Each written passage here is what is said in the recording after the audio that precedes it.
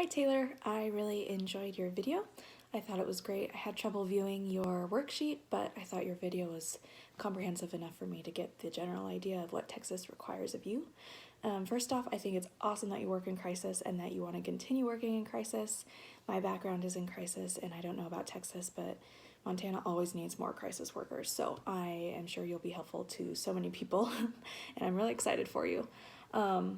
I'm just going to go over a few of the things that are the same and different about our requirements based on our states.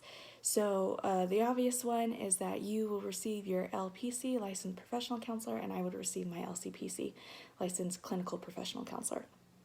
Another thing that's different in the terminology or verbiage is that you will become an LPC intern after receiving so many hours or graduating from your master's program, and I will become an LCPC candidate. It's the same idea, it's just I think a different terminology. Some things that are the same is that we both need to graduate from a graduate program that's counseling directed. Your state gives you a little more detail on what that means to them. My state's pretty broad. I always describe Montana as being a bare bones state where it kind of just gives you a little bit, but your state is very descriptive compared to mine, which I'm a little jealous of. I think that's really awesome that you guys have a bit more direction to follow. Also, the 3,000 hours after you graduate required of both of us, and we have the same scope of practice essentially as far as I can tell.